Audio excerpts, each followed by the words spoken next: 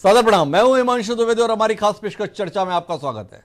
आज चर्चा का हमारा विषय है जांच पर जोर, सियासत पुरजोर, जिसका संदर्भ पश्चिम बंगाल में चुनाव के बाद भी जारी बवाल से है। दरअसल पश्चिम बंगाल में तृणमूल कांग्रेस की सरकार बनते ही अचानक नारदा स्टिंग मामले की जांच फिर से तेज हो गई है।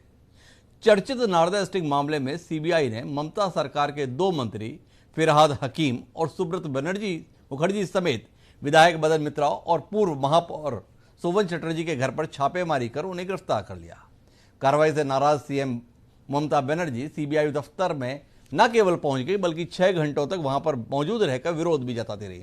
ममता बनर्जी का पहुंचना था कि इसके साथ साथ टीएमसी के भी तमाम कार्यकर्ता नेता वहां पहुंच गए। तय था जब इतनी भीड़ थी तो हंगामा भी हुआ। हंगामा के दौरान कुछ पथराव भी हुआ, पुलिस ने भी कुछ लाठियां चलाई, लेकिन कुल मिलाकर यह मामला दिन भर चर्चाओं के घेरे में रहा। शाम होते होते एक बड़ा घटनाक्रम इसमें यह हुआ कि सीबीआई कोर्ट के द्वारा चारों ही आरोपियों को जमानत दे दी गई। ममता बनर्जी ने सीबीआई के दफ्तर में पहुंचकर यह मांग की, यह सब कुछ जो हो रहा है सब कुछ केंद्र की सरकार के इशारे पर है और आप इस तरीके से कर नहीं सकते, और अगर आप कर रहे हैं तो आप मुझे भी गिरफ्तार कीजिए। बहरहाल ममता बनर्जी गिरफ्तार नहीं हुई, पर उनके दोनों मंत्री और बाकी नेताओं को जमानत शाम होने तक मिल गई।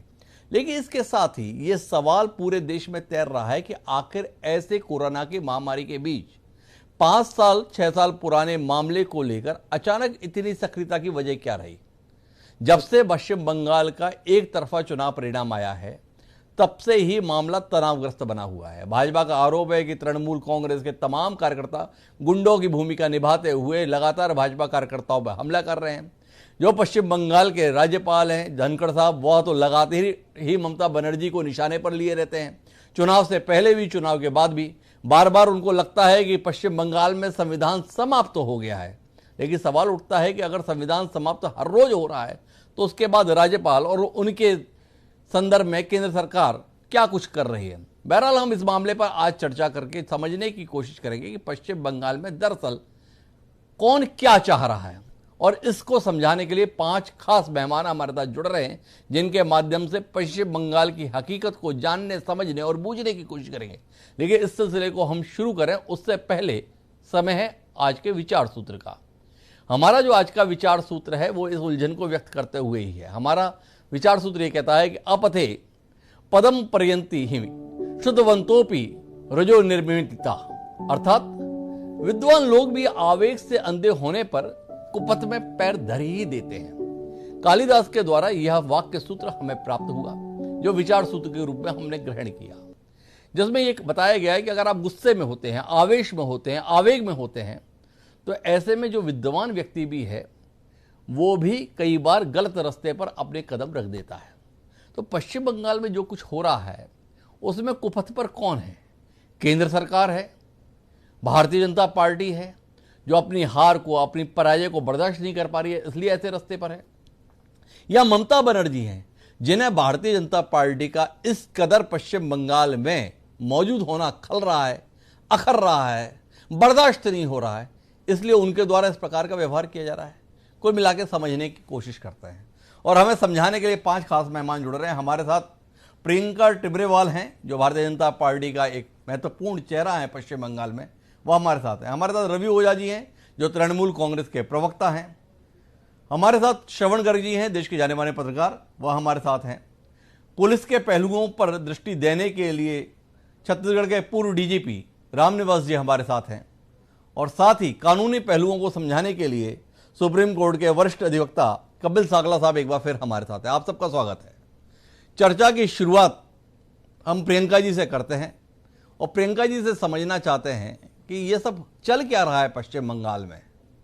क्या पश्चिम बंगाल की जनता का समर्थन आपको नहीं मिल सका सरकार बनाने के लिए? बर्दाश्त नहीं हो रहा, अखर रहा है, परेशान हो रहे हैं और इसलिए इन रास्तों के माध्यम से कोई दूसरे तरीके से सत्ता में आने की कोशिश कर रहे हैं? ये सवाल सब तरफ से उभर रहा है। क्या कहेंगे प्रियंका जी? देखिए, सबसे पहले तो मैं ये कहूंगी कि आपके जो आरोप हैं इनमें जरा भी दम नहीं है, और अगर लोग भी इस तरह के आरोप लगाते हैं तो ये राजनीति है। आरोप और बेआरोप का सिलसिला चलता रहता है। मगर दूसरी सबसे बड़ी बात यह है कि ये जो मामला है इसकी एफआईआर किसने की? सीबीआई ने की। इसकी जांच कौन कर रहा है? सीबीआई कर रहा है। अरेस्ट अगर किसी को करना है तो वो भी सीबीआई कर रहा है। किसी के अरेस्ट होने से या ना होने से हम सत्ता में कैसे आ जाएंगे, पहले तो आप ये समझाइए। दूसरी बात आप ये बताइए कि अगर ये जो सीबीआई ने आज जाकर के उनको अरेस्ट किया, अगर यही अरेस्ट चुनाव के 1 महीना पहले होता तो भी आपका आरोप सेम ही रहता कि भाजपा प्रेशर बनाने के लिए केंद्र सरकार ने सीबीआई को चलाया है और उनको अरेस्ट करा दिया। दूसरी बात ये सर कि अगर ये कोरोना काल है, इसमें ऐसा होना चाहिए कि नहीं होना चाहिए, इससे अगर कानून चलते और हमारे देश की व्यवस्था अगर इस हिसाब से चलेगी कि अगर कोई जुल्म कर रहा है या क्राइम कर रहा है तो उनको सिर्फ इसलिए अरेस्ट नहीं किया जाना चाहिए क्योंकि उन्होंने अभी अभी सरकार बनाई है, वो बहुमत से आए हैं, इसलिए उनको छोड़ दिया जाए और उन्हें अरेस्ट नहीं किया जाए क्योंकि कोरोना चल रहा है। तो इन सारे नियमों को मान करके अगर कानून व्यवस्था चलेगी तो ये बहुत ही दुख की बात है। तीसरी बात ये कि अगर सीबीआई ने चलिए कुछ किया जो कि लोगों को लगता है गलत है या बहुत ज्यादा कुछ हार्ड स्टेप दिखाया है, तो ये सारी बातें कोर्ट निश्चित करेगा, कोर्ट सोचेगा। उसमें मैं और आप या केंद्र सरकार, हमारा रोल कैसे है, किस तरह से है, किस तरह से हम सीबीआई को कह सकते हैं कि आप अरेस्ट करिए और किस तरह नहीं कह सकते कि आप अरेस्ट मत करिए। जी, आपने कई सारी बातें की प्रियंका जी। सिलसिलेवार आपके द्वारा उठाए गए मुद्दों पर बात करते हैं। आपने कहा अगर 1 महीने पहले चुनाव से हम गिरफ्तार कर दे तो कहते कि चुनाव की दृष्टि से किया, चुनाव के तुरंत बात कर रहे हैं तो अभी आप सवाल उठा रहे हैं। नारदा स्टिंग ऑपरेशन 2014 में घटित हुआ, 2016 के विधानसभा चुनाव से ठीक पहले सार्वजनिक हुआ, 2017 में कोर्ट के आदेश के तहत सीबीआई जांच इसमें शुरू हुई, 2017 से लेकर 2021 विधानसभा चुनाव में लगातार 2 बार करारी शिकस्त के तुरंत बाद ममता सरकार के मंत्रियों को गिरफ्तार किया गया। इसलिए सवाल उठा है कि आज 4 साल बाद अचानक गिरफ्तारी की जरूरत क्यों, पहला सवाल। दूसरा महत्वपूर्ण सवाल इस बात का है कि इस मामले में तत्कालीन 7 सांसद, 4 मंत्री और 1 पुलिस अधिकारी, इतने लोग आरोपी बनाए गए थे। उनमें से कुछ भाजपा में चले गए, उनकी तरफ रुख नहीं हुआ। जिनके संदर्भ में भाजपा ने सवाल उठाए थे, शुभेंदु अधिकारी, उनका वीडियो दिखाया था भाजपा ने 5 लाख रुपए की रिश्वत लेते हुए, वो शुभेंदु अधिकारी आज आपके नेता प्रतिपक्ष हो गए। उनको गिरफ्तार नहीं किया जा रहा है, पर सरकार में जो मंत्री हैं उनको गिरफ्तार किया जा रहा है। तो उसके बाद अगर लोग इसमें कुछ द्वेष ढूंढ रहे हैं, शंका कर रहे हैं, किसी साजिश की बू महसूस कर रहे हैं, तो उसमें गलती कहां कर रहे हैं, इस पर प्रियंका जी थोड़ा सा रोशनी डालें। और तीसरा जो आपने कोरोना के संदर्भ में कहा, कोरोना को लेकर जिस प्रकार से तमाम संस्थाएं इस समय अपनी गतिविधियों को सीमित किए हुए हैं, 4 साल बाद अचानक गिरफ्तारी, तो सवाल तो उठता है ना कि यह द्वेष के तहत है या वाकई कानून की पालना के तहत कार्रवाई है। तीनों पर आपसे उत्तर की अपेक्षा। देखिए, गिलास आधा भरा हुआ है या आधा खाली, इन दोनों चीजों पर ये जो है बात, इसको आप दोनों तरफ से देखिए। अभी आपने 2 लोगों के नाम लिए, एक है मुकुल रॉय, दूसरा शुभेंदु अधिकारी। आपने कहा कि इन दोनों को छोड़ करके, तो लेकिन मैं कहूंगी इन दोनों को नहीं, और भी ऐसे नाम है जो कि सांसद है, जो कि तृणमूल के सांसद है, चाहे वो काकोली कोई दस्तेदार हो, चाहे वो सौगतो राय हो, तो ये भी अरेस्ट नहीं हुए हैं। ऐसा नहीं कि जो भाजपा में आ गया सिर्फ उनको अरेस्ट नहीं कर रही है सीबीआई। तो बात ये है, अब सीबीआई अपना काम, ये मैं ये समझ नहीं पाती कि भाजपा के परव्यू में ये किस तरह से आता है कि वो सीबीआई को बताए कि जांच का जो उनका काम है वो किस तरह से करे, किस रूप में करे। सीबीआई को हम अथॉरिटी नहीं दिखा सकते, ना ही ये हमें शोभा देता है कॉन्स्टिट्यूशन और डेमोक्रेसी में। कितनी मासूमियत के साथ, माफ करिएगा प्रियंका जी, कितनी मासूमियत के साथ आप बोल रही हैं। जिस सीबीआई के संदर्भ में सुप्रीम कोर्ट की टिप्पणी है, तोता है केंद्र सरकार का, उस सीबीआई के संदर्भ में हम बात कर रहे हैं। हम उस सीबीआई के संदर्भ में बात कर रहे हैं जो केंद्र सरकार के अधीन है, उस केंद्र सरकार के जहां पे स्पष्ट बहुमत के साथ भारतीय जनता पार्टी की यशस्वी सरकार है। तो उसके बाद हम कहां से आ गए? जितनी मासूमियत से आप बोल रही हैं, उतनी मासूमियत से देश मानने के लिए तैयार नहीं हो सकता प्रियंका जी। वो जवाब दें इस बारे में। हम इंडिपेंडेंट एजेंसीज की उसी तरह से इज्जत करते हैं जिस तरह से वो काम करती हैं। अगर आपको मेरी बात मासूम लग रही है तो इसमें ईमानदारी है, इसीलिए मासूम लग रही है। देखिए, दूसरी सबसे बड़ी बात है कि ये क्वेश्चन कौन कर रहा है, संविधान की बात कौन कर रहा है? ये वो लोग कर रहे हैं जो यहाँ एक कॉन्स्टिट्यूशनल हेड को बीजेपी के दलाल के नाम से कहते हैं। बड़ी शर्म की बात है, बड़ी शर्म की बात है, जो कि गवर्नर को बताते हैं कि उनके पावर ऑफ फंक्शंस क्या होते हैं। रानीगंज राइट 2018, तब तो गवर्नर कोई और थे, ये नहीं थे, तब तो केसरीनाथ त्रिपाठी जी थे। तब जब वो दौरे पे जाना चाहते थे, तब इसी तृणमूल सरकार ने कहा था कि ये दौरे पे नहीं जा सकते, उनको रोका था तब भी, और आज भी यही काम कर रहे हैं। जब गवर्नर दौरे पे जाना चाहते हैं तृणमूल सरकार उनको रोकती है। क्यों रोकती है? क्योंकि इस तरह की जो अराजकता राज्य में फैला रखी है, लोगों को दिन दहाड़े मारा जा रहा है, कोई स्टेप लेने वाला नहीं, पुलिस आवाज उठाती नहीं। और ये हाईकोर्ट में एफिडेविट देते हुए कहते हैं कि कोड ऑफ कंडक्ट इलेक्शन का लगा हुआ था तो हमारी जिम्मेदारी नहीं। मैं कहती हूँ इलेक्शन के समय लेजिस्लेचर की जिम्मेदारी नहीं तो क्या एडमिनिस्ट्रेशन की जिम्मेदारी नहीं थी? किस तरह से स्टेट अपना पलड़ा झड़ा सकता है? तो ऐसे लोग जो है वो आज कानून की और कॉन्स्टिट्यूशन और डेमोक्रेसी की दुहाई दे रहे हैं। तो प्रियंका जी का कहना है कि जिन लोगों का स्वयं कानून से वास्ता नहीं, संविधान में जिनकी आस्था नहीं, जिन्होंने लगातार संविधान का उल्लंघन पिछले इतने सालों से किया है, वो आज दुहाई दे रहे हैं। किस अधिकार से दे रहे हैं? तो इस सवाल के साथ में मैं रवि ओझा जी के पास आता हूं। रवि जी, आपसे समझना चाहता हूं, एक प्रकरण जिसमें तमाम नेता रिश्वत लेते हुए दिखाई दे रहे थे, सुप्रीम कोर्ट के आदेश के तहत सीबीआई मामले की जांच कर रही है, जांच के तहत आरोपियों को गिरफ्तार कर रही है, तो उनकी गिरफ्तारी से आपके पेट में इतनी मरोड़ क्यों उठ रही है? किस बात का दर्द है? किस बात की तकलीफ है? किस बात का दुख है? अपराधियों के खिलाफ कार्रवाई इस देश में होनी नहीं चाहिए। इसलिए नहीं होनी चाहिए क्योंकि वो विपक्ष की पार्टी से ताल्लुक रखते हैं, इसलिए आपको अधिकार है इस देश में कुछ भी करने का। सवाल है आपके संदर्भ में। देखिए, ऐसा है कि जिस दर्द और तकलीफ की आप बात कर रहे हैं, दर्द और तकलीफ बिल्कुल भी नहीं है जी। हमें परेशानी किस चीज से, इस चीज को समझना होगा जी। ये जो पक्षपात की कार्रवाई की जा रही है, एक तरफा कार्रवाई हो रही है, हमें परेशानी इससे है जी। इस चीज से परेशानी है। शुभेंदु अधिकारी जी भी नामजद हैं इस प्रक्रिया में, मुकुल रॉय जी भी नामजद है इस प्रक्रिया में, उनके ऊपर में कार्रवाई क्यों नहीं? जी। मैं एक बात कहना चाहता हूं, अगर ध्यान में होगा, जब तक शुभेंदु अधिकारी ने और मुकुल रॉय जी ने भारतीय जनता पार्टी का दामन नहीं थामा था, तब तक बीजेपी बंगाल के ऑफिशियल पेज पर शुभेंदु अधिकारी और मुकुल रॉय जी के वो फोटोज थे, वीडियोज थे जिसमें पैसा लेते हुए दिख रहे थे। लेकिन जैसे उन्होंने भारतीय जनता पार्टी का दामन थामा, वैसे भारतीय जनता पार्टी की तरफ से उन्हें क्लीन चिट दे दिया गया और वहां से वो वीडियो और वो फुटेज हटा दिए गए।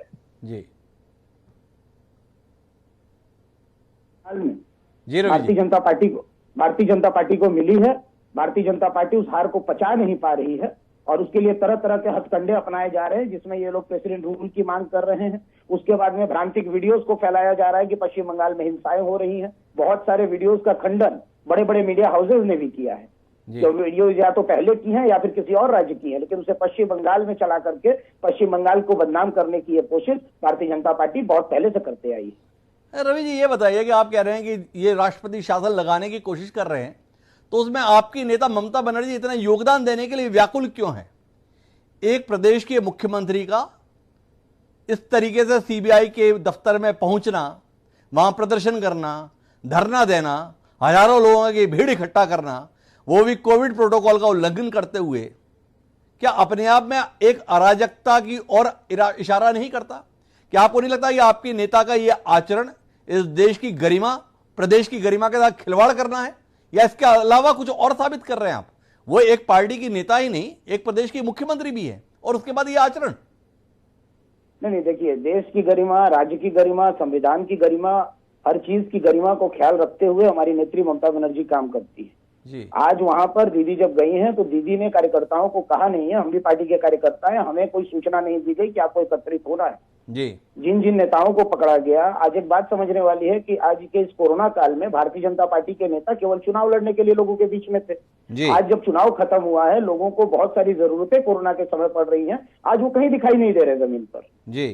तो लोगों के भीतर एक रोष था, लोग वहां पे इकट्ठा हुए। लेकिन उसके बाद में आप उठा करके ट्विटर हैंडल चेक कीजिए हमारे सांसद अभिषेक बनर्जी का, उन्होंने संघ के संघ कार्यकर्ताओं से निवेदन किया कि आप किसी भी तरीके से लॉकडाउन के नॉर्म्स का उल्लंघन नहीं करेंगे जी। किस कानून को हाथ में नहीं लेंगे। संघ के संघ जो लोग निकले थे सब के सब वापस अपने घर की ओर चले गए। लेकिन मैं अभी भी कह रहा हूं कि हमारी नेत्री ममता बनर्जी एक सूबे की मुख्यमंत्री होने के साथ साथ हमारे दल की नेत्री भी है। हमारे दल के नेताओं के साथ में अगर कोई गलती होती है, कोई जाति होती है, तो वो नजर उठा करके किसकी तरफ देखेंगे? हमारी सर्वे सर्वा की तरफ देखेंगे, ममता बनर्जी की तरफ। तो आज ममता बनर्जी वहां जो गई थी वो मुख्यमंत्री की हैसियत से नहीं, हमारे दल के नेत्री की हैसियत से गई थी। तो क्या इस देश के कानून के संदर्भ में, इस देश की अदालतों के संदर्भ में कोई भरोसा आपकी नेता को नहीं रह गया कि आप अगर कोई ज्यादती हो रही है, कोई गलत हो रहा है, तो अदालत से राहत मिल सकेगी? क्या आप इस दबाव की राजनीति के तहत जनता की भीड़ इकट्ठी करके सीबीआई दफ्तर के सामने उसके माध्यम से आरोपियों को छुड़ाएंगे? क्या इसी को मिसाल दी जाएगी आने वाले समय में पश्चिम बंगाल के संदर्भ में? यही उदाहरण बनाना चाहते हैं आप देश के सम्मुख? बिल्कुल नहीं साहब, मैं पहले भी ये बात कह रहा हूं कि वहां कार्यकर्ताओं को एकत्रित होने के लिए किसी तरीके से कोई अंदेशा या कोई इंस्ट्रक्शन हमारी पार्टी के द्वारा नहीं दिया गया था। जी। कार्यकर्ता खुद ब खुद वहां इकट्ठा हुए थे, लेकिन जब हालात काबू से बाहर जाने लगे, जब हमारे नेता अभिषेक बनर्जी ने देखा कि लॉकडाउन नियमों का उल्लंघन हो रहा है, उन्होंने संग के संग ट्वीट किया, मैसेज दिया, वीडियो बनाया कि इस चीज का पालन किया जाए लॉकडाउन का, और आप लोग वापस अपने घर की ओर लौटिए। लेकिन एक बात मैं कहना चाहता हूं इसके साथ में कि अभिनेत्री को वहां उपस्थित इस वजह से होना पड़ा क्योंकि जिस तरीके से भारतीय जनता पार्टी जो अपना एक तानाशाही आचरण दिखा रही है, हम अभी भी कह रहे हैं कि एक तरफा कार्रवाई से परेशानी है हमें।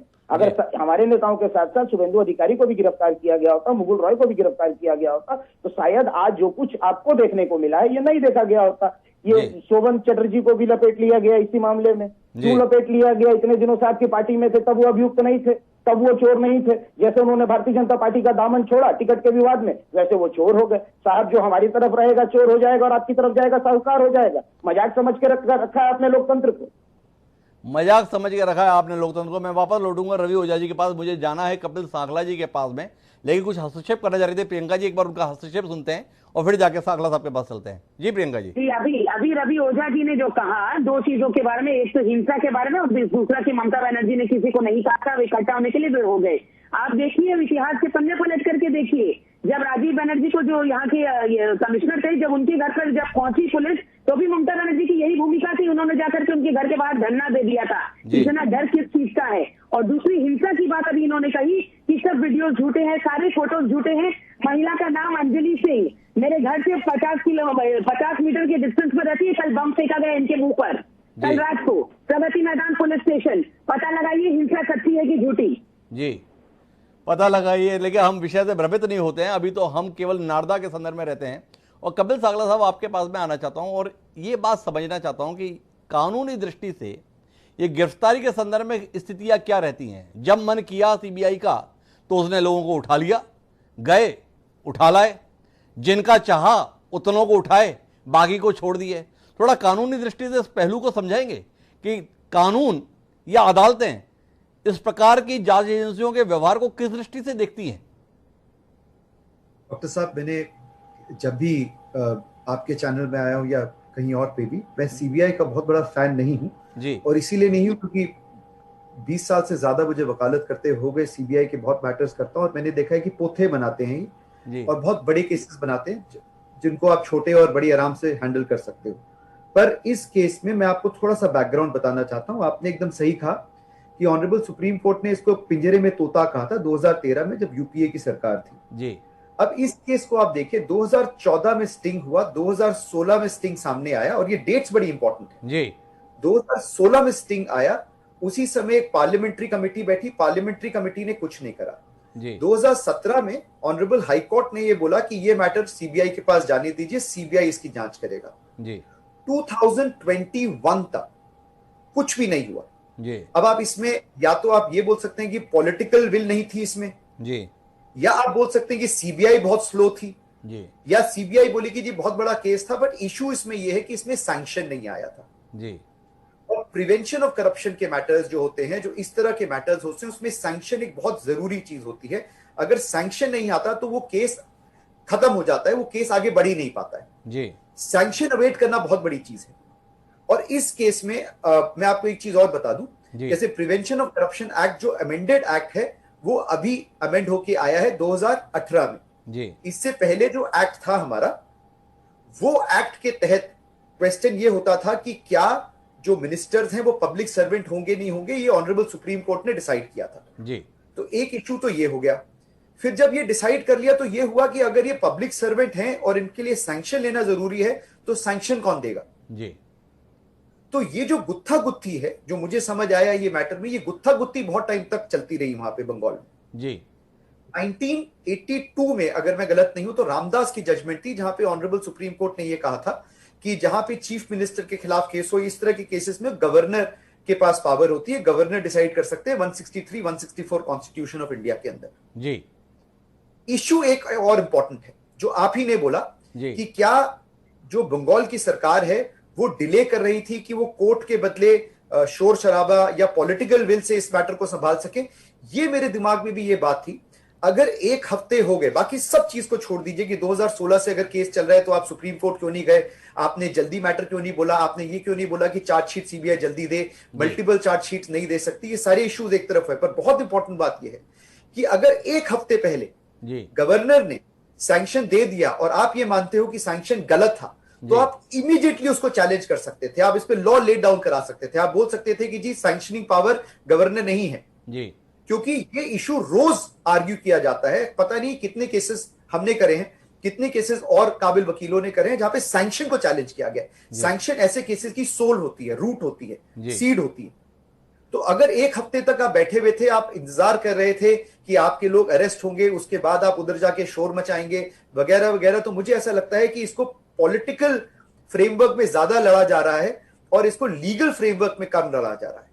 एक बात मैं आपसे समझना चाहूंगा, जो आपने इसकी परमिशन के संदर्भ में बात की, सैंक्शन के संदर्भ में, तो मंत्रियों के संदर्भ में क्या नए कानून के अंदर का व्यवस्था यह है कि गवर्नर तय करेंगे अनुमति दी जाए या न दी जाए, या केंद्र या राज्य की सरकारें ये अधिकार रखती हैं कि वो किसी मामले में मंजूरी दें या न दें? अभी तक अधिकारियों के संदर्भ में हमारी जानकारी यही रही कि राज्य सरकार ही मंजूरी देती थी। क्या मंत्रियों के संदर्भ में कोई और व्यवस्था प्रभावी हो गई है? और केंद्र के स्तर पर अगर मामला आएगा तो क्या राष्ट्रपति के द्वारा अनुमति दी जाएगी? बहुत अच्छी चीज पूछी है, बताई आपने, और मैं इसका जवाब ऐसे दूंगा जी कि अगर जहां पे लॉ साइलेंट होता है जी, लॉ अगर लेजिस्लेचर ने कुछ नहीं बोला होता, सेक्शन साइलेंट होता है, तो जो कोर्ट्स होती हैं वो अपने ऑर्डर से उसको इंटरप्रेट करती हैं जी। सुप्रीम कोर्ट ने यह भी कहा हुआ है कि जहां पे लॉ में गैप है, वैक्यूम है, तो हम तब तक, जब तक कि लेजिस्लेचर उस लॉ को नहीं लेकर आती है, हम तब तक उस वैक्यूम को भर सकते हैं जी। और मैं आपको याद दिला दूं, मैंने अभी आपको कहा था कि 1982 में, अगर मैं गलत नहीं हूं तो रामदास की जजमेंट थी, ऑनरेबल सुप्रीम कोर्ट की जजमेंट है, जिसमें इशू ये हुआ था कि अगर चीफ मिनिस्टर के खिलाफ केस हो रहा है तो उसके खिलाफ सैंक्शनिंग अथॉरिटी कौन होगी जी। तो ऑनरेबल सुप्रीम कोर्ट ने कहा था कि उसमें आप जो काउंसिल ऑफ मिनिस्टर्स की इंतजार नहीं कर सकते, उसमें सैंक्शनिंग अथॉरिटी गवर्नर होगी जी। और काफी और ऐसे केसेस हैं जहां पे ये मापदंड लिया गया कि भैया सैंक्शनिंग अथॉरिटी कौन होगी, क्योंकि अगर आईएएस ऑफिसर भी होते हैं, वो अलग अलग, समझिए कि अलग अलग स्टेट्स में जा रहे होते हैं, तो ये पूछा जाता है कि इसमें ये मिनिस्ट्री होगी जहां पे वो काम कर रहे हैं जी, या एमओपीएनजी होगी, सॉरी एमएचए होगी, मिनिस्ट्री ऑफ होम अफेयर्स होगी। तो ये क्वेश्चन उन्होंने बोला कि जो अधिकारी या जो डिपार्टमेंट उनको नौकरी देता है या हटा सकता है, पावर उसकी हो। और अगर आप उसको 1982 के संदर्भ में देखेंगे तो यहाँ पे गवर्नर के पास पावर होनी चाहिए। ऑफ कोर्स चैलेंज का विषय है, तो मैं तभी कह रहा हूं कि मैं इस पे साइलेंट हूं। क्वेश्चन ये है, एक हफ्ते पहले अगर सैंक्शन दे दिया तो आप क्यों नहीं कोर्ट गए? क्वेश्चन ये है, क्वेश्चन ये नहीं है कि कपिल सागला साहब इस बात पर उठा रहे हैं कि अगर तृणमूल कांग्रेस को इतना ही ऐतराज था, ममता बनर्जी को इतना ही ऐतराज था, उनकी सरकार को इतना ही ऐतराज था, तो उन्होंने अदालत का दरवाजा खटखटाने के स्थान पर इस प्रकार का प्रोपेगेंडा बनाने की कोशिश क्यों की, राजनीतिक रूप से इस लड़ाई को लड़ने की कोशिश क्यों की? ये कपिल सागला का सवाल है। इस पर मैं बात करूंगा श्रवण गर्ग जी से, लेकिन तकनीकी बिंदु पर थोड़ा सा और रोशनी के लिए मैं रामनिवास साहब के पास चलूंगा। और रामनिवास जी, मेरा आपसे सवाल वही है जो कपिल सागला साहब से था कि जो जांच एजेंसी होती हैं, आपने भी एक प्रदेश की पुलिस को हेड किया है, ये गिरफ्तारी के संदर्भ में फैसले किस आधार पर लेते हैं? चेहरे देखकर, लॉटरी डालकर, ताश के पत्ते बिछाकर, ये 6 मुजरिम हैं, पत्ते निकालो, जिसका चेहरा निकल जाएगा उसको गिरफ्तार कर लेंगे, बाकी छोड़ देंगे? किस आधार पर करते हैं? 12 लोग एक साथ मुजरिम बनाए गए, आरोपी बनाए गए, 7 सांसद थे, 4 मंत्री थे, 1 अधिकारी था। गिरफ्तारी की बात आई, 2 मंत्री और 2 विधायक एक ही राजनीतिक दल से संबद्ध उठा लिए गए। क्या माने? ईमानदार कोशिश है भ्रष्टाचार के खिलाफ लड़ने की, इस देश को स्वच्छ रखने की, साफ प्रशासन देने की, या तय कर लिया है जो खिलाफत में उठेगा काट दिया जाएगा? ये हिमांशु जी, कानून में तो बिल्कुल ठीक है कि जो भी मुलजिम है उसको गिरफ्तार किया जाए जी। वो क्योंकि चाहे सीबीआई हो या पुलिस भी हो, पुलिस भी जो भी पार्टी इन पावर रहती है उसके एक तरीके से थोड़ा 19-20 के दबाव में रहती है जी। और सीबीआई भी उसी प्रकार से है। तो क्योंकि पूरी जनता के सामने भी केस है और पूरे देश के सामने है, तो इसमें हम बिल्कुल स्पष्ट रूप से कह सकते हैं कि इस प्रकार की जो गिरफ्तारियां वो एक पार्शियलिटी शो करती हैं। वो एजेंसी के लिए भी खराब है, देश के लिए भी खराब है और पूरे सिस्टम के लिए भी खराब है। तो यदि, क्योंकि सीबीआई को यदि अपनी इम्पार्शियलिटी या केंद्र सरकार को भी इम्पार्शियलिटी दिखानी थी तो सबको साथ लेना था जी। दूसरा ये है कि लेकिन अब प्रैक्टिकल ये रहता है कि दबाव है तो वो, क्योंकि हमको तो बाकी आदमी मिले नहीं या हमको स्टेटस रिपोर्ट में इतना ही करना था उतना कर दिया।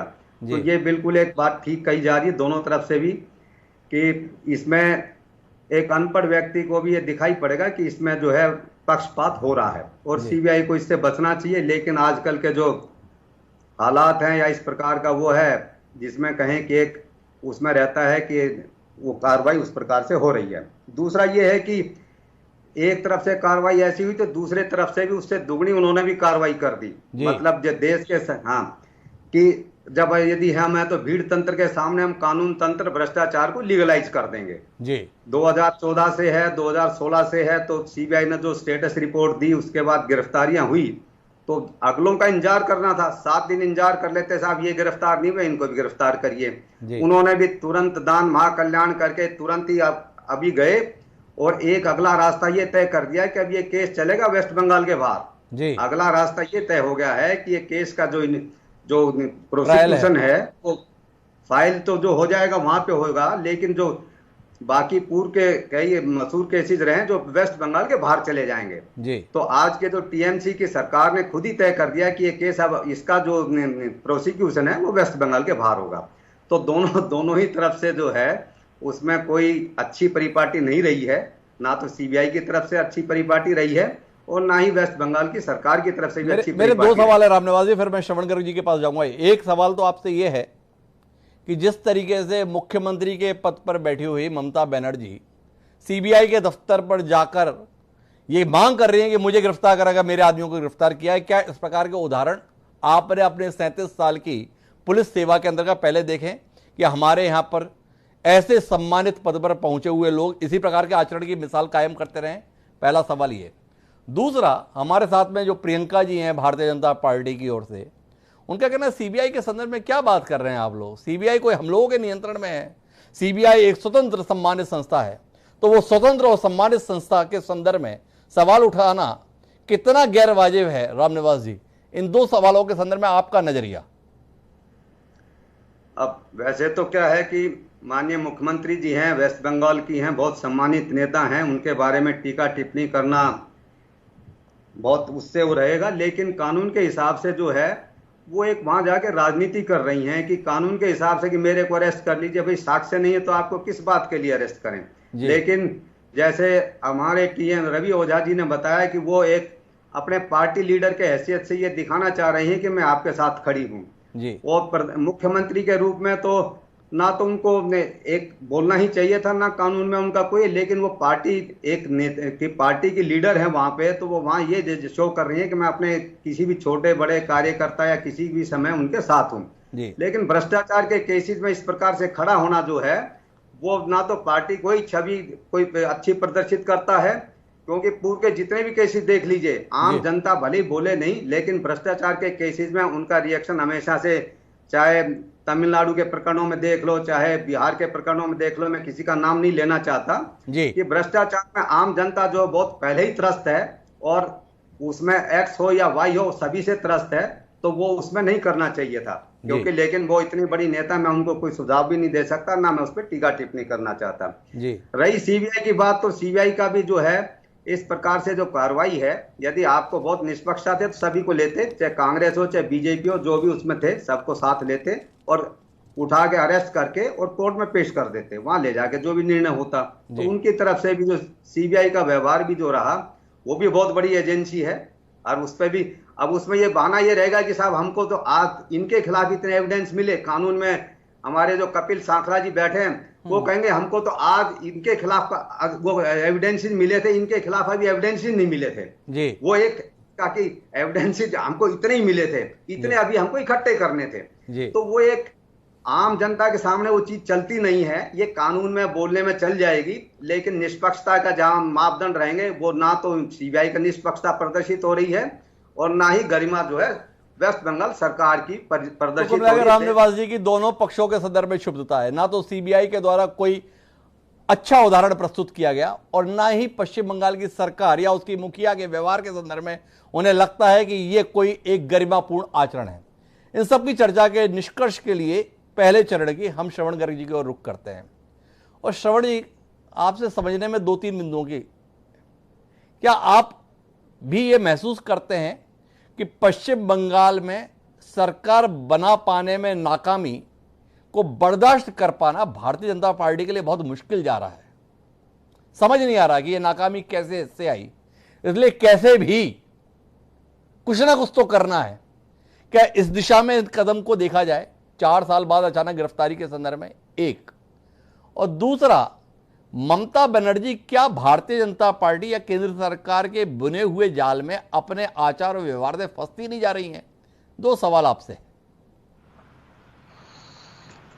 देखिए, एक तो हार का आपने मुद्दा उठाया, वो बहुत बड़ा है, क्योंकि पश्चिम बंगाल में जो हार हुई है वो भारतीय जनता पार्टी की नहीं हुई है, वो प्रधानमंत्री की हुई है जी। प्रधानमंत्री ने अपने आप को वहां दांव पर लगाया हुआ था और उनके सेनापति जो थे वो गृह मंत्री थे देश के जी, और वो चुनाव के नतीजों के बाद से लगभग अनुपस्थित हैं परिदृश्य पर जी। तो हार का तो कारण अपनी जगह कायम है जी। ममता फंस रही है उनके जाल में, ये अभी कहना जल्दबाजी होगा जी, क्योंकि कोशिश यही है कि ममता उस जाल में फंस जाएं। जी। देखिए, इसको पूरे मामले को अलग तरीके से देखना चाहिए कि अगर भारतीय जनता पार्टी वहां जीत जाती तो क्या दृश्य होता जी। मतलब इसी कांड का क्या दृश्य होता और इसमें किन लोगों की गिरफ्तारियां होती, और अगर ममता बनर्जी उस समय विरोध करती तो उनके साथ क्या व्यवहार किया जाता। तो ममता बनर्जी बहुत सस्ते में छूट रही हैं अभी जी। ये मान के चलना चाहिए कि कुछ 2-3 लोगों की, 4 लोगों की गिरफ्तारियां हो रही हैं जी। ममता बनर्जी अगर बहुत ही ठंडे दिमाग से चीजों को लेंगी तो वो जाल में फंसेंगी नहीं, क्योंकि पूरा मामला यह है कि एक अलग तरह की स्थिति को पैदा करना। आप, मैं एक बहुत छोटा सा सवाल है, मैं टेक्निकल उसमें नहीं जा रहा हूं, कपिल जी ने बहुत ही महत्वपूर्ण सवाल खड़े किए हैं जी, मैं उसमें नहीं जा रहा हूं। मैं केवल इसमें जा रहा हूं कि एक ऐसे समय जबकि देश लाशें भी नहीं गिन पा रहा है, मतलब लाशों की गिनती भी नहीं कर पा रहा है जी, और लाशें नदियों में तैरती हुई लावारिस मिल रही हैं, लोग देश में अपनी जान बचाने के लिए छटपटा रहे हैं, और उस देश का कोरोना से लड़ाई में केंद्र सरकार या प्रधानमंत्री नेतृत्व कर रहे हैं। क्या ऐसी स्थिति में एक ऐसा केस जिसकी चार्जशीट 2019 में तैयार हो गई थी जी, उसको चुनाव परिणामों के ठीक बाद इतने ताबड़तोड़ तरीके से अमल में लाया जाए कि राज्यपाल तुरंत उसको सीबीआई की प्रार्थना पर अपनी मुहर लगा दें और तुरंत गिरफ्तारियां हो जाएं। मैं इसमें एक अलग किस्म का पिक्चर देख रहा हूं जी, और वो पिक्चर यह है कि देश का ध्यान कैसे टुकड़ों टुकड़ों में अलग अलग बांटा जाए, और अगर बंगाल में कोई अराजकता की स्थिति पैदा होती है या हिंसा होती है तो उसका ठीकरा किसके सिर पे फोड़ा जाए। कोई कारण नहीं है कि चुनाव के बाद राज्यपाल दौरे पर जाएं हिंसाग्रस्त क्षेत्रों के, कोई कारण नहीं है कि थानों का दौरा करें, कोई कारण नहीं है कि केंद्रीय एजेंसियों की सुरक्षा एक एक एमएलए को, बीजेपी के एमएलए को मिले जी। ये तमाम चीजें बताती है कि राज्य सरकार में या एक चुनी हुई सरकार में केंद्र का कोई कॉन्फिडेंस है ही नहीं जी। सीबीआई जैसी केंद्रीय एजेंसियों के दुरुपयोग को लेकर बहुत महान वार्ताएं हो चुकी, आप खुद बोल चुके हैं सुप्रीम कोर्ट ने क्या कहा है जी। और राज्य भवन जो हैं उनकी चुनी हुई सरकारों के बने रहने और गिराने में क्या भूमिका है, इसके बारे में भी अभी कोई बहस नहीं बची है जी। तो ये पूरा जो मतलब अगर हम पता करें, रामनिवास जी बता सकते हैं, डीजीपी रहे हैं, वो बता सकते हैं कि सीबीआई के पास इस तरह के कितने मामले पेंडिंग पड़े हैं और कितनों में स्वीकृति मिल जाती है इस तरह से, और कितने वर्षों से लंबित पड़े हैं और कितनों में गिरफ्तारियां हुई हैं। ये जो सिलेक्टिव वेंडेटा है जी। ये इस देश की राजनीति को बुरी तरह से एक ऐसी दिशा में ले जा रहा है जिसके बारे में अभी देश को पता नहीं है कि क्या होने वाला है। क्या होने वाला है। श्रवण जी, मैं थोड़ी बात को और विस्तार देने की कोशिश करता हूं आपके साथ संवाद में, और आपसे जानना चाहूंगा कि इस प्रकार से अगर मामलों को डील किया जाएगा, इस तरीके से अगर कार्रवाई की जाएगी, तो किसी भी करप्शन के मामले के संदर्भ में देश में ये उम्मीद बाकी रह जाएगी कि वाकई वास्तविक दोषियों को पकड़ने में हमारे निजाम की दिलचस्पी होती है। वाकई इस देश का निजाम भ्रष्टाचार के खिलाफ है, व्यक्तियों के खिलाफ नहीं। क्या आपको नहीं लगता है कि इस संदर्भ में बुरी तरीके से खोखले हो रहे हैं हम, जब इस प्रकार से कार्रवाई होती है? तो बिल्कुल कार्रवाई की जानी चाहिए ना, क्यों नहीं की जानी चाहिए। अगर प्रियंका जी ये बता रही हैं कि शुभेंदु को क्यों गिरफ्तार नहीं किया गया और मुकुल राय को क्यों नहीं गिरफ्तार किया गया, और वो उसका तर्क ये दे रहे हैं कि और भी लोग हैं जिनको नहीं किया गया है जी, तो अब आप समझ सकते हैं कि गिरफ्तारियां कितनी सिलेक्टिव हैं जी। आपको अगर भ्रष्टाचार के खिलाफ काम करना है, और शुभेंदु अधिकारी के बारे में तो डॉक्यूमेंट्स हैं जी, सीबीआई में, उन्होंने खुद ने स्वीकार किया है कि हाँ मैंने पैसे लिए जी। ये जो सैमुअल है, मैथ्यू सैमुअल, उनका इंटरव्यू है आज जी, कि उनको आश्चर्य हो रहा है कि केवल 4 लोगों के खिलाफ क्यों कार्रवाई हुई है जी, और मुकुल राय और शुभेंदु अधिकारी के खिलाफ क्यों नहीं हुई है, क्यों कार्रवाई नहीं हुई है। श्रवणकर जी भी इस बात को लेकर सवाल उठा रहे हैं। सारे सवाल घूम फिरकर प्रियंका जी और उनकी पार्टी के पास ही आ रहे हैं। प्रियंका जी, आपने कहा ये तो नजरिए की बात है, गिलास आधा भरा है, गिलास आधा खाली है। आपने ये मौका क्यों दिया जिसमें लोगों का ध्यान जा रहा है कि गिलास आधा खाली है, जब वाकई भ्रष्टाचार के खिलाफ इस देश के प्रधानमंत्री नरेंद्र मोदी जी संकल्पित हैं। राफेल जैसे अपवाद को छोड़ दे जिस पर कांग्रेस ने कोशिश की हो, तो अभी 7 साल के दौरान हम इस बात पर गर्व कर सकते हैं कि हमारे देश के प्रधानमंत्री के ऊपर प्रत्यक्ष रूप से किसी प्रकार का करप्शन का कोई आक्षेप नहीं है। लेकिन आपसे जानने में दिलचस्पी है कि जब 12 लोगों के संदर्भ में मामला था, आप एक नजीर कायम करने से चूक नहीं गए। अगर आज मुकुल राय और शुभेंदु अधिकारी भी गिरफ्तार हुए होते तो भाजपा न केवल बंगाल में बल्कि पूरे देश में एक मिसाल कायम कर रही होती, और तृणमूल कांग्रेस के सम्मानीय रवि ओझा जी और उनकी पार्टी की सर्वोच्च नेत्री ममता बनर्जी बगले झांक रही होती। चूक गए आप। हिमांशु जी, मैं आपको फिर एक बार याद दिला दूं कि मैं प्रवक्ता जो है भाजपा की हूं, सीबीआई की नहीं, और ना ही मैं सीबीआई चलाती हूँ। श्रवण गर्ग जी की कुछ बातें ऐसी हैं जिनसे मैं सरोकार नहीं रखती। देखिए, टीवी पर बैठ करके पश्चिम बंगाल की जमीनी हकीकत पर टिक्का टिप्पणी करना बहुत सहज है, मगर यहाँ रोज रह करके उन हालातों से गुजरना उतना सहज नहीं। मैं कहती हूँ जो मुख्यमंत्री है यहाँ पश्चिम बंगाल की, हम सब की, उनको 7 घंटे का समय मिल गया सीबीआई के दफ्तर के बाहर बैठने के लिए, लेकिन 2 वर्ष से लेकर के 16 से ज्यादा जो हत्याएं हुई हैं, जो कि खुद स्टेट ने अपने एफिडेविट में हाईकोर्ट में कहा, उनके लिए एक बार भी ममता बनर्जी ने एक शब्द नहीं कहा। और यहाँ पर आप बात करते हैं कि सीबीआई ने किसको पकड़ा किसको नहीं पकड़ा। मैं कहती हूँ ये सीबीआई का काम है, उनको करने दीजिए। वो अगर कल किसी को भी दोषी पाते उनको अरेस्ट करें, हमें कोई दुख नहीं, हमें कोई तकलीफ नहीं, ना मैं टीवी पर आकर के बोलूंगी उनके लिए। मगर जो मुद्दे की बात ये है, जैसा कि फिर मैं श्रवण जी की बात को दोहराऊंगी, उन्होंने कहा कि जमीनी स्तर पर यहाँ क्या हो रहा है, तो रोजमर्रा की जिंदगी में हम झेल रहे हैं, हमें पता है क्या हो रहा है। औरतों को यहाँ वायलेंस के नाम पर किस तरह से बेइज्जत बेआबरू किया जा रहा है वो हमें पता है। मैं माफी चाहूंगा आपको रोकने के लिए। ये 5 साल से आप लोग हमको सुना रहे हैं, और 5 साल से लगातार सुना देने के बाद में 2021 को 2 मई को एक जनादेश आया जिसने इसी नेता को, इसी पार्टी को 2/3 से भी ज्यादा बहुमत के साथ में अपना 5 साल के लिए भविष्य सौंप दिया, खारिज कर दिया आपके आरोपों को अपने मतों के माध्यम से। इसके बावजूद भी आप उसी राग के साथ में हैं। कौन भरोसा करेगा आपकी बात पर? आप जो कर रहे हैं उस पर सवाल उठ रहे हैं। आप इसका जवाब देने के लिए तैयार नहीं कि शुभेंदु अधिकारी और मुकुल राय क्यों गिरफ्तार नहीं हुए, क्यों भारतीय जनता पार्टी की प्रवक्ता होने के नाते, आप सीबीआई की प्रवक्ता नहीं है, भाजपा की तो है, मांग नहीं करेंगी कि नारदा के संदर्भ में जितने भी आरोपी हैं सबकी गिरफ्तारी हो? क्या यह मांग करने की हिम्मत प्रियंका जी में या भाजपा की प्रवक्ता में है? हिमांशु जी, मैंने अभी आपको कहा, जिस बात के लिए आप मुझे क्वेश्चन कर रहे हैं, मैंने अभी कहा कि अगर वो दोषी पाए जाते हैं तो मैं उनके लिए यहाँ बैठकर टीवी पर मुंह भी नहीं खोलूंगी। ये बात आपके पूछने से पहले ही मैंने कह दी। दूसरी बात एक चीज और बताती हूँ कि मैंने फिर कहा कि वो अकेले एमपी नहीं है, ऐसे 5 एमपी हैं जिन्होंने एक एप्लीकेशन करी थी स्पीकर के पास, जो कि अभी भी पेंडिंग है। और इसके बावजूद सीबीआई को क्या तथ्य मिले हैं और नहीं मिले, उसके आधार पर अगर वो किसी को गिरफ्तार करती है तो मेरी ये हैसियत नहीं कि मैं सीबीआई को क्वेश्चन करूं। सीबीआई के संदर्भ में सवाल उठाना प्रियंका जी का मानना है कि उनकी हैसियत नहीं।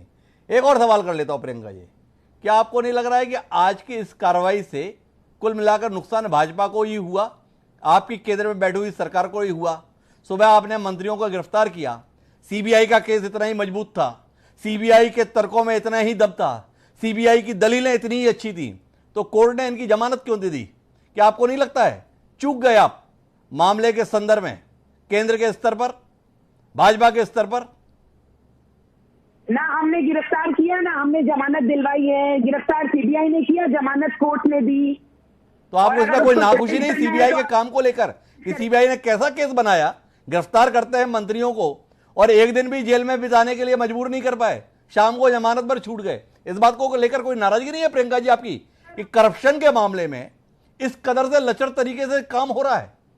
चाहिए तो आप लोगों को पब्लिक पिटीशन बना के आवाज उठानी चाहिए। हम अगर अभी यही आवाज उठाएंगे तो आप कहेंगे केंद्र सरकार उठा रही है। अगर आपको लगता है ऐसे दोषी अंदर रहने चाहिए तो बनाइए पब्लिक पिटीशन, आवाज उठाइए। हम तो आवाज उठा ही रहे हैं, आपसे सवाल कर रहे हैं, आप इसके अंतर्गत अपनी दलील दीजिए। आपसे तो पूछ ही रहा हूं कि आपको इस बात की नाराजगी, नाखुशी नहीं है कि सीबीआई ने कैसा केस बनाया, 4 घंटे 6 घंटे में आरोपी जो है बाहर आ गए ससम्मान जमानत लेकर? सर, ये हमारे देश में डेमोक्रेसी है, कॉन्स्टिट्यूशन फॉलो करते हैं, लॉ एंड ऑर्डर का अधिकार है, सबको है। कोर्ट जाइए, पिटीशन दीजिए। अगर कोर्ट को लगता है कि मामले में दम नहीं, वो आपको अगर बेल देती है तो उसके लिए हम और आप कहने वाले कौन हैं? तो ये कहना है प्रियंका जी का, अगर दम नहीं है केस में और कोर्ट जमानत देती है तो इसमें हम कहने वाले कौन होते हैं? तो रवि जी, कितने उत्साहित हैं आप अपने नेताओं को जमानत मिलने से? भरोसा बना आपका देश के संविधान और कानून के संदर्भ में? देश के संविधान और कानून से भरोसा कभी हटा ही नहीं था कि दोबारा बनेगा जी। इस चीज को समझिएगा। एक बात कहना चाहता हूं कि सुबह गिरफ्तारी हुई और शाम को जमानत मिल गई। इससे एक बात समझ में आती है कि सबूत जो इनके पास में थे वो कितने ज्यादा पुख्ता थे। पहली बात ये भी कह रही थी ना कि जिनके खिलाफ सबूत मिले उनको अरेस्ट किया गया, जिनके खिलाफ नहीं मिले उनको नहीं किया गया।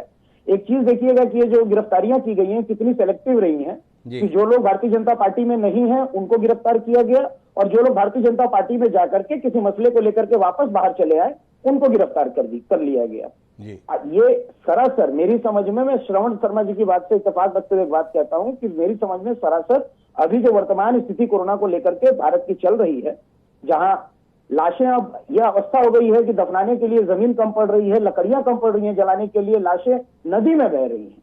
इस चीज से लोगों का ध्यान कहीं ना कहीं भटकाने के लिए ये एक स्वांग रचा गया, क्योंकि पश्चिम बंगाल की जो राजनीतिक पद्धति है, देखिए एक बात मानता हूं आपकी टीवी पर बैठ करके कि चाहे वो कोई भी खेमा हो, कोई भी दल हो, पश्चिम बंगाल की राजनीति में यहाँ के कार्यकर्ताओं में राजनीति को लेकर के, उनके नेताओं को लेकर के उनके भीतर एक सरगर्मी, एक उबाल रहती है। तो इन लोगों को पता था कि इस तरीके से अगर कुछ किया जाएगा तो फिर से एक बार पश्चिम बंगाल की छवि को भारत के स्तर पर धूमिल किया जा सकता है और 4-5-7 दिन कम से कम मीडिया पट जाएगा 2 भागों में और ध्यान केंद्रित किया जा सकता है। तो वही एक स्वांग इन लोगों ने रचा था, लेकिन सच्चाई जीती है। कानून में हमें पूर्ण आस्था है, बेल हमारे नेताओं को मिल गया है और अब हम देखना चाहते हैं कि जिस तरीके से गिरफ्तारी आज कुछ सबूतों के आधार पर हमारे नेताओं की हुई है, भविष्य में सीबीआई मुकुल रॉय और शुभेंदु अधिकारी को गिरफ्तार करती है कि नहीं करती है। मैं कपिल जी के पास जाऊं उससे पहले एक सवाल प्रियंका जी से दोबारा करना चाहता हूं, और प्रियंका जी जानना ये चाहता हूं, सम्मान्य राज्यपाल हैं धनखड़ साहब, पिछले 15 दिन से लगातार राग आलाप रहे हैं, ससम्मान कहें तो ये वक्तव्य दे रहे हैं कि पश्चिम बंगाल में संविधान समाप्त हो गया है, खत्म हो गया है, मैं ऐसा देखता नहीं रह सकता। आपसे जानना चाहता हूं कि ये किस तरीके की केंद्र की सरकार है कि उनके प्रतिनिधि सम्मान्य राज्यपाल लगातार बता रहे हैं कि पश्चिम बंगाल में संविधान खत्म हो गया है और इसके बावजूद भी कुछ हो नहीं रहा है। यह संविधान खत्म होने के बाद भी ये मौन किस लिए है? कहां कमजोर पड़ रही है आपकी सरकार दिल्ली में बैठी हुई? पश्चिम बंगाल में कुछ करती क्यों नहीं? राज्यपाल इतने दीनहीन, इतने बिलखते हुए, इतना विलाप करते हुए सबसे बड़े संवैधानिक पद पर हैं राज्य के, और उन्हें इतने असहाय रूप से आप लोग प्रस्तुत किए हुए हैं, कुछ अफसोस नहीं होता? देखिए ऐसा है, अभी आप चाहते हैं कि चिट भी आपकी पट भी आपकी, वैसा तो हो नहीं सकता सर। जो हकीकत है वहां की वो गवर्नर साहब बयान कर रहे हैं। यही आप तो चाहते हैं कि केंद्र कल बोले कि वहां पर राष्ट्रपति शासन होना चाहिए, प्रेसिडेंट रूल होना चाहिए, फिर आप कहेंगे ये देखिए भाजपा ने जो है ममता बनर्जी के साथ कितना खराब कर दिया, या अभी वो जीत करके आई है इतने बहुमत से, उसके बाद वहां पर ये सब कुछ हो रहा है। तो ये सारी चीजें जो है मेरे हिसाब से जो जैसी आ रही है जनता को वैसी दिखने दीजिए, सच्चाई लोगों तक पहुंचने दीजिए। तो मेरा आपसे सवाल है प्रियंका जी, क्या भाजपा का जो प्रदेश नेतृत्व है उसमें दम नहीं रहा ममता बनर्जी के खिलाफ लड़ने का, इसलिए लड़ाई राज्यपाल को लड़नी पड़ रही है? राज्यपाल 15 दिन से लगातार बोल रहे हैं और केंद्र के स्तर पर जिसके वो प्रतिनिधि हैं वो केंद्र कोई कार्रवाई नहीं कर रहा। तो तय हो गया कि ममता बनर्जी से मुकाबला दिलीप घोष, कैलाश विजयवर्गीय या तमाम नेता नहीं करेंगे। केवल मुकाबला जो रहेगा वो सम्मान्य राज्यपाल धनखड़ जी और ममता बनर्जी के बीच रहेगा। क्या राजभवन बनाम मुख्यमंत्री, राजभवन बनाम तृणमूल कांग्रेस, यही पश्चिम बंगाल की नियति आने वाले समय में देखने को मिलेगी? देखिए राज्य भवन बीजेपी बना या नहीं बना वो तो मुझे नहीं पता, लेकिन आज मैंने देखा कुछ जंगली कार्यकर्ता टीएमसी के वहां जाकर के उन्होंने राज्य भवन पर टीएमसी का झंडा बांध दिया, ये जरूर देखने को दिख रहा था। दूसरी बात यह है सर, देखिए राज्यपाल जो है वो कॉन्स्टिट्यूशनल हेड है, उनको पूरे अधिकार है और उनके पावर्स और फंक्शन जो है वो एक मुख्यमंत्री डिसाइड नहीं करेंगी, जैसा कि उन्होंने कोशिश की थी जब पुराने राज्यपाल यहाँ थे, मैंने अभी आपको रिपीट करके बताया था।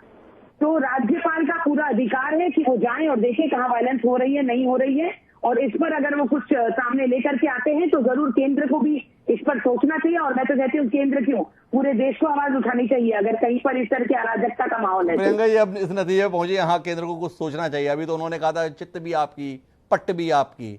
हालांकि मुझे नहीं पता कि मेरी चित्त क्या है और मेरी पट क्या है। हम तो उन सवालों पर बात कर रहे हैं जिसमें किसी नतीजे पे पहुंचे। प्रियंका जी शायद उसे ज्यादा दिल से अपने संदर्भ में ले गई, लेकिन मैं कपिल सागला साहब आपके पास तकनीकी मुद्दे पर आता हूं। एक बेहद चर्चित मामला जिसमें 12 बड़े नेता, जनप्रतिनिधि मामले से जुड़े हुए हैं, उसमें गिरफ्तारी हुई, जिनमें से 2 मौजूदा मंत्री थे, और कुल मिलाकर 12 घंटे के अंदर ससम्मान जमानत पर छूट गए। क्या माने कि इस केस का दम निकल गया आज इस फैसले से? क्योंकि जब गिरफ्तारी के तुरंत बाद अगर सीबीआई कोर्ट ने उन्हें जमानत दे दी है तो बाकी भी आरोपियों की अगर गिरफ्तारी हो जाएगी तो ये नजीर तो काम आएगी ही। आप कानून के छात्र नहीं बल्कि प्रोफेसर हैं, थोड़ा रोशनी दीजिए ना इस संदर्भ में कि इस केस का बचा क्या? डॉक्टर साहब, मैं एक लॉयर की हैसियत से और एक नागरिक की हैसियत से ये बोलना चाहता हूं कि मैं बहुत ज्यादा डर जाता हूं जब बड़े केसेस में ये बोला जाता है कि बेल मिली क्यों जी, या एंटीसिपेटरी बेल मिली क्यों, और ये बहुत सारे केसेस में मैं सुनता हूं जी। और मैं ये हमेशा ये बोलता हूं कि एक बड़े मैटर को देखकर अगर आप किसी की बेल रोक रहे हो और वो लॉ बन जाता है, वो प्रीसिडेंट बन जाता है, तो हजारों जो लोग हैं जिनके पास उस तरह की हैसियत नहीं है कि उतने बड़े लॉयर्स लेकर जाएं, उन सबको कितना नुकसान होगा जी। तो क्वेश्चन ये नहीं है कि इनको बेल कैसे मिल गई, क्या सीबीआई का केस स्ट्रांग है या नहीं है। पहली बात तो ये है बेल नॉट जेल हमारे सुप्रीम कोर्ट ने कह रखा है जी। अगर आप बेल दे सकते हैं तो आपको दे देना चाहिए। अब मैं इस केस के बारे में बोलता हूं और सिर्फ लीगली बोलूंगा जी। ये मैटर 2014 का है। 2016 में नोटिस में आया, डॉक्यूमेंट्री एविडेंस पे बेस्ड है, मतलब वीडियो रिकॉर्डिंग, ऑडियो रिकॉर्डिंग है इसमें। Video recording, audio recording CBI के पास है जी। अब बेल किन कारणों पे मिलती है? वो इसलिए नहीं मिलती कि प्राइमा फेसाई केस क्या है, क्या केस स्ट्रांग है या नहीं है, एविडेंस क्या है, इस पे नहीं मिलनी चाहिए केस। इस पे बेल इस बात पे मिलती है और मिलनी चाहिए कि क्या जो अक्यूज है वो भाग सकता है, deep roots in the society, क्या वो सब छोड़ छाड़ के गायब हो सकता है। अगर नहीं हो सकता तो एक बहुत तगड़ा मापदंड है। दूसरा, क्या वो उस पोजीशन में है कि वो एविडेंस गायब करा सकता है। अब यहाँ पे जो एविडेंस है, मैंने कहा ये सारा ऑडियो वीडियो रिकॉर्डिंग है, सीबीआई के पास पहले ही है। तीसरा, क्या वो विटनेस गायब करा सकता है या विटनेस तोड़ सकता है। अगेन ये सारा का सारा डॉक्यूमेंट्री एविडेंस का केस है। भला हो ये जो तहलका के टाइम में सारे के सारे इस तरह के मैटर सामने आए थे, तो ये सारे के सारे रिकॉर्डेड एविडेंस है। चौथा, वेरी इंपॉर्टेंटली, कि क्या ये जो वीडियो रिकॉर्डिंग है, ऑडियो रिकॉर्डिंग है, जो एविडेंस सारा का सारा है, ये सीबीआई के पास है या नहीं है। ये सीबीआई के पास है। तो अब आप मुझे ये बता दीजिए कि 2016 के मैटर में 2021 में बेल क्यों नहीं दी जाए। जी। मैं आपसे एक क्वेश्चन करता हूं एज अ लॉयर, सवाल केवल आपसे इतना कर लेता हूं कपिल साकला साहब कि अगर इतना ही सरल मामला है तो ऐसी महामारी के दौर में चुनाव के तुरंत बाद गिरफ्तारी करने की क्या मारामारी थी? इस पर आप कानूनी दृष्टि से निगाह दीजिए ना। अगर जब मैं स्पेशल पब्लिक प्रोसिक्यूटर की अगर हैसियत से अगर बोलूं तो मैं आपको ये बोलूंगा अब नहीं तो कब जी। अब आप मुझे ये बताइए कि 2016 से 2021 तक हम सीबीआई को गालियां सुना रहे हैं कि आपने कोई एक्शन क्यों नहीं लिया जी। 2019 में चार्जशीट तैयार हो जाती है, आप मुझे बताइए अक्यूज या स्टेट सरकार कोर्ट क्यों नहीं गई ये बोलते रही कि ये चार्जशीट गलत है या जो चार्जशीट फाइल हो गई है उस पर एक्शन नहीं होना चाहिए या जो भी अलग इशू लेकर जाना चाहती है, या जिस आदमी ने ये कांड करा, जिस आदमी ने ये जो ये इंफॉर्मेशन लेकर आया उसके खिलाफ कोई केस करे, कुछ नहीं करा, वो ठंडी बैठी रही। जैसे कि मैंने आपको कहा कि जब गवर्नर साहब ने ऑर्डर करा कुछ नहीं करे गए, बैठे गए। मैं आपको एक छोटा सा एग्जांपल देता हूं क्योंकि अभी अभी हुआ है। 2019 में मैंने एक मैटर आर्ग्यू करा था एक कोर्ट के सामने जिसमें एफआईआर होनी थी, कुछ पैसे के रिकवरी का मैटर था, बहुत बड़ा मैटर था बिल्डर्स के खिलाफ जी। 2020 में कोरोना हो गया, कोर्ट ने सुना नहीं। 2021 में जब मैटर फिर से आया, फिर से कोरोना हो गया, सुना नहीं। मुझे आज पता चला कि जिस मैं क्लाइंट की तरफ से काम कर रहा था उसको कोरोना पर्सनली हो गया था, उसके पास पैसे नहीं थे, उसके डेथ हो गई जी। आज क्वेश्चन ये है कि अब नहीं तो कब? I think the time is now जी। और ये बड़ा मैटर इसलिए और जरूरी है कि अभी एक्शन लिया जाए, अभी नहीं तो कब के संदर्भ में सवाल ये है ना कपिल साकला साहब कि 2 साल बाद अभी क्यों, 2 साल पहले क्यों नहीं? ये सवाल बना रहेगा और खासकर तब बना रहेगा जब वहां के राजनीतिक हालात में ये सवाल सहजता से जहन में आता है कि कहीं इसके पीछे कोई राजनीतिक दुराग्रह तो नहीं। तो इस सवाल को आप नजरअंदाज नहीं कर सकते। देखिए, मैं रामनिवास जी के पास आता हूं और रामनिवास जी आपसे जानना चाहता हूं कि बतौर पुलिस अधिकारी आने वाले समय में इस प्रकरण का हश्र आप क्या देखते हैं? क्या जिस तरीके से ये राजनीतिक स्वरूप ले रहा है, जो एक शुद्ध भ्रष्टाचार का मामला है, जो एक कदाचार का मामला है, जो एक सार्वजनिक जीवन के अंतर्गत एक कलंक का मामला है, क्या इस विषय के संदर्भ में कोई नजीर की उम्मीद आने वाले समय में हम कर सकते हैं? या जिस तरीके से ये राजनीतिक आधार पर बट रहा है, एक करप्शन का केस 2 राजनीतिक दलों के बीच प्रतिद्वंद्विता का विषय बन रहा है, सच कहीं खो जाएगा? ये केस तो सीबीआई ने किया है और काफ़ी इलेक्ट्रॉनिक्स एविडेंसेस हैं, बाकी साइंटिफिक एविडेंसेस हैं। इसमें जो बाकी बचे लोग हैं उनकी भी गिरफ्तारी होगी, वो बच नहीं पाएंगे। कोई भी प्राइवेट कंप्लेंट एक जाएगा supreme court, honourable supreme court में, वो उनकी भी गिरफ्तारी करवा देगा जी। और इसमें दूसरा ये है कि फिर ये भी शिकायत पेश होगी, कंप्लेंट पेश होगी सेक्शन 406 सीआरपीसी में कि साहब ये वेस्ट बंगाल में केस नहीं चल सकता क्योंकि केस बाहर भी जाएगा जी। तो ये दोनों चीजें इसमें 100% होनी है और इसमें वो इसी बात पे कि कब होनी है, कैसे होनी है, दोनों पार्टियां राजनीति भी करती रहेंगी कि आपस में कि भाई इनकी गिरफ्तारी डिले हो जाए, उनकी कोई भी। अब वो टीएमसी के कार्यकर्ताओं का एप्लीकेशन लेके हाई कोर्ट से ले जाना चाहिए कि साहब बाकी लोगों की गिरफ्तारी क्यों नहीं है, ये रवि ओझा जी को पहल करनी पड़ेगी इनके कार्यकर्ताओं को या इनके। और दूसरी बात का है रामनिवास जी कि 2 लोग अभी भाजपा में हैं, बाकी जो हैं वो अभी भी तृणमूल कांग्रेस के हैं। कैसे जाएंगे अपने लोगों की गिरफ्तारी की मांग लेते हुए? बचे हुए तो तृणमूल कांग्रेस के ही हैं, इतना सरल मामला नहीं। लेकिन मैं आपसे एक और सवाल करना चाहता हूं, फिर श्रवण जी के पास आखिरी बातचीत के लिए रुक करूंगा। वो सवाल ये है कि जब किसी प्रशासनिक अधिकारी या पुलिस अधिकारी के संदर्भ में ऐसा करप्शन का केस और उसमें अगर चार्जशीट पेश हो जाए तो उसके निलंबन की व्यवस्था हो जाती है। मंत्रियों के संदर्भ में सम्माननीय मंत्री बाकायदा जेल यात्रा कर आए और इसके बावजूद भी मंत्री बने हुए हैं। क्या कहेंगे इसके संदर्भ में? कोई टिप्पणी करना चाहेंगे रामनिवास जी? अब इसमें तो क्योंकि ऑनरेबल सुप्रीम कोर्ट ने कोई ऐसी चीज पेश नहीं की है, नियम भी नहीं बने हैं, तो इसमें कोई टीका टिप्पणी मेरी तरफ से हो नहीं सकती। लेकिन ये होना चाहिए कि यदि कोई इस प्रकार के केसेस हैं तो, लेकिन उसमें फिर ये भी एक बड़ा परिप्रेक्ष्य है कि कुछ फर्जी केसेस भी बन जाएं, कुछ वो भी चीजें हो जाएं। तो बड़े राजनीतिक परिप्रेक्ष्य में मैं इस पर यही टीका टिप्पणी करूंगा कि उसमें जो वर्तमान स्थिति है कि क्योंकि एक दूसरे के खिलाफ केसेस बने रहते हैं, फिर भी चुनाव जीतते हैं, फिर मंत्री भी बनते हैं, फिर सापेक्ष हो जाता है, उसमें मेरे ख्याल में भी कोई जल्दी निर्णय रामनिवास जी उलझ गए, किस नतीजे में पहुंचे हैं? रामनिवास जी को शायद समय चाहिए इस बार अपना एक नजरिया विकसित करने के संदर्भ में।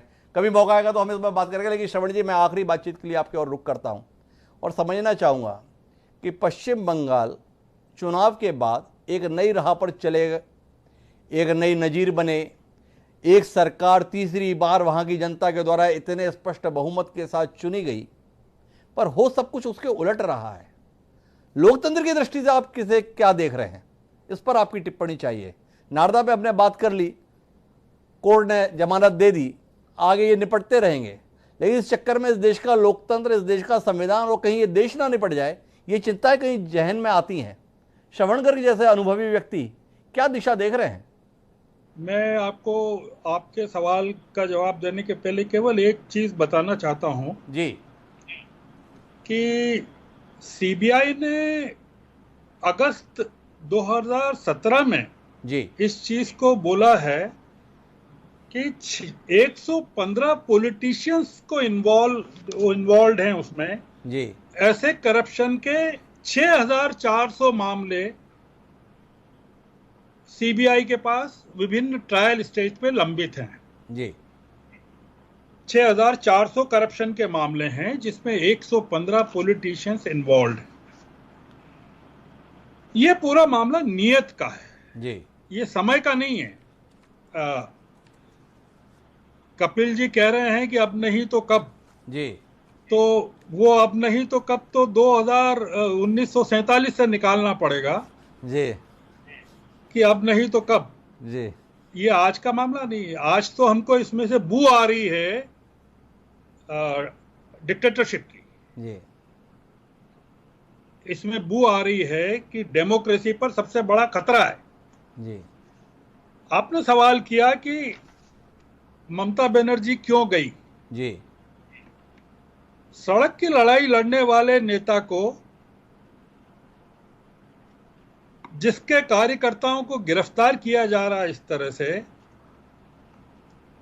कि रॉयटर्स बिल्डिंग में बैठ के चंडी पाठ करना चाहिए। मैं माफी के साथ में आपको रोकना चाहूंगा श्रवण जी, ये कोई फ्रीडम फाइटर नहीं थे जो अरेस्ट हुए हैं।